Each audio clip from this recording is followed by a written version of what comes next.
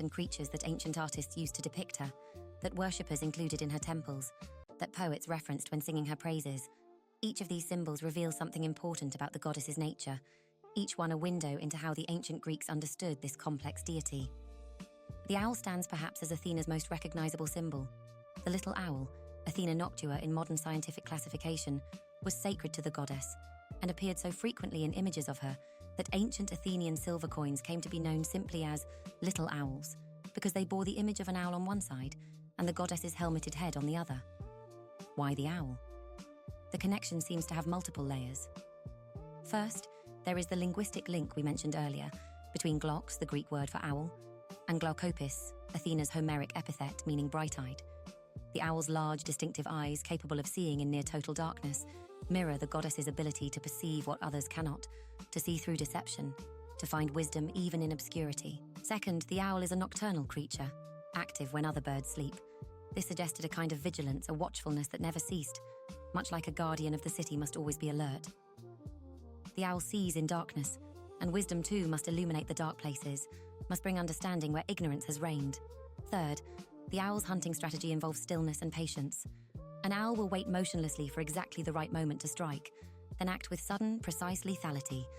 This mirrors the strategic aspect of Athena's nature, the way true wisdom involves knowing not just what to do, but when to do it, the importance of timing and preparation over mere action. In artistic depictions, Athena is often shown with an owl perched on her hand, on her shoulder, or sitting beside her. On Athenian coins, the owl typically appears next to an olive branch, combining two of Athena's primary symbols. The owl's connection to Athena was so strong that even today, the owl serves as a symbol of wisdom and learning in Western culture, appearing on university crests, library decorations, and educational insignia, a symbolic legacy that has persisted for more than 2,000 years. The olive tree we have already discussed at length, but it bears repeating how central this symbol was to Athena's identity, particularly in Athens. The olive tree represented everything the goddess stood for: civilization, cultivation, long-term planning, usefulness, and the victory of wisdom over force. The olive branch, carried alone or as part of a crown, became a symbol of peace and victory, of accomplishment without destruction. But Athena's symbols were not all peaceful. As a war goddess, she bore martial symbols as well, and these tell us about the particular kind of war she represented. Unlike Ares, whose symbols emphasize bloodshed and violence, Athena's military symbols emphasize protection, strategy, and order. The helmet was perhaps her most common military attribute. In virtually every artistic representation, Athena wears a Corinthian-style helmet, that distinctive Greek war helmet with its characteristic T-shaped opening for the eyes and mouth. But significantly, Athena's helmet is almost always pushed back on her head, leaving her face visible. This detail is important. It suggests that even in her warrior aspect, Athena is not a faceless force of destruction, but a personable deity, one whose beauty and wisdom are visible even in war. The spear, too, was Athena's constant companion. But notice that in peaceful scenes, Athena does not threaten with her spear. She holds it upright, a symbol of readiness but not aggression, of the capacity to defend but not the eagerness to attack. The spear represents the disciplined, organized warfare that ancient Greeks contrasted with the chaotic, frenzied battle madness that Ares inspired. The shield completed Athena's military equipment, and this shield, called the aegis, deserves particular attention because it carries its own complex symbolism. The word aegis originally meant goatskin, and early traditions suggested that the aegis was the skin of the goat Amalthea, who nursed the infant Zeus. But by classical times, the aegis had evolved into something more elaborate, either a breastplate, a cloak, or a shield, covered with scales and trimmed with serpents, bearing at its center the Gorgonion, the terrifying head of Medusa. The Gorgonion itself is one of the most powerful symbols in all of Greek mythology. Medusa, the Gorgon whose gaze turned living beings to stone, had been slain by the hero Perseus with Athena's help. Perseus gave Medusa's severed head to Athena as a thank offering, and the goddess placed it on her aegis as a protective device. The Gorgonion served an apotropaic function, meaning it was believed to ward off evil. Its terrifying face, with its bulging eyes, protruding tongue, and crown of living serpents, was meant to frighten enemies, to literally petrify them with fear. But the Gorgonion on Athena's aegis represented more than just a scary face to frighten opponents. It symbolized the transformation of something monstrous into something protective, the harnessing of chaos for the purposes of order. Medusa herself had once been a beautiful maiden, transformed into a monster, and now her image served to protect rather than to threaten. This mirrors Athena's own role as a transformer, as one who takes raw materials and shapes them into something useful, whether those materials are wool to be woven, bronze to be forged, or the violent impulses of war to be channeled into strategic defense. The serpents that appear on the aegis and often at Athena's feet, or on the fringes of her clothing, carry their own symbolism. Snakes in Greek thought represented many things: regeneration and rebirth because of their ability to shed their skins, connection to the earth and chthonic powers, wisdom and healing. The serpents on Athena's aegis link her to these ancient earth-based powers, while also emphasizing the protective nature of her symbols. One particular serpent played a special role in Athenian cult. In the Erechtheion, the sacred temple on the Acropolis, a serpent was said to dwell in a crevice, guardian of the sanctuary. This serpent was identified with Erichthonius, the earth-born king of Athens whom Athena had raised, and was believed to be a manifestation of his protective spirit. Every month, the priestesses would leave a honey cake offering for this serpent. According to Herodotus, on the eve of the Persian invasion in 480 BCE, the serpent refused the honey cake, and this was interpreted as a sign that Athena herself had abandoned the city, prompting the final evacuation of Athens.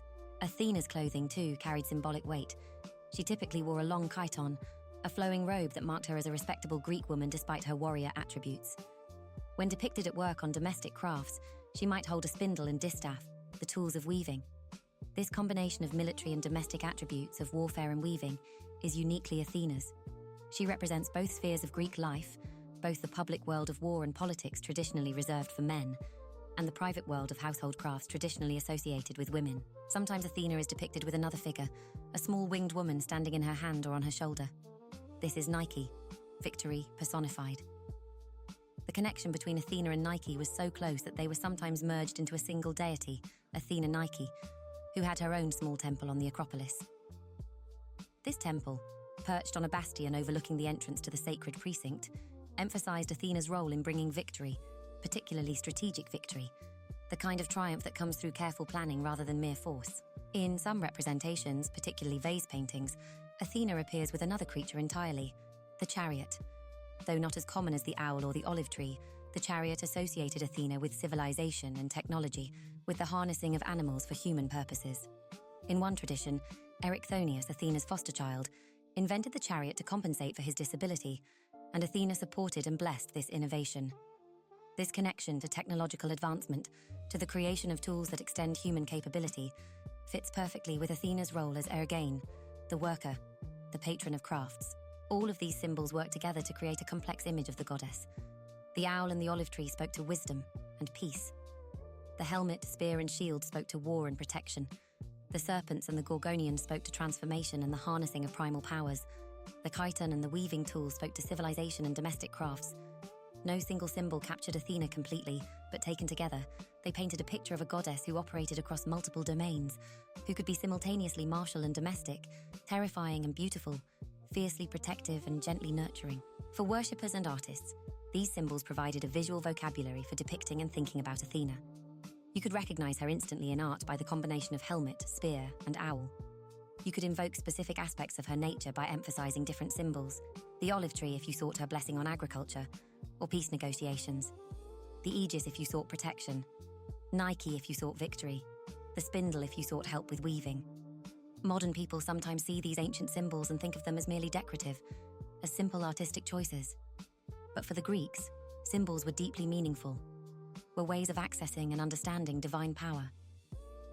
When an Athenian looked at a coin bearing an owl and saw Athena's presence there, when a soldier going into battle touched an amulet bearing the gorgonian and felt Athena's protection, when a weaver working at her loom glanced at a small statue of Athena holding a distaff and felt the goddess's guidance, these were real experiences of divine presence mediated through symbolic forms. And so the symbols remain even now, millennia after the last offerings were made in Athena's temples.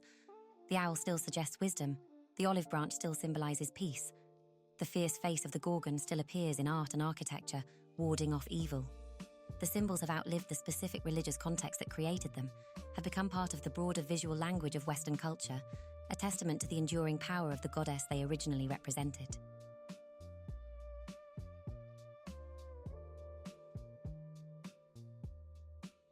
Erichthonius, wisdom's foster child.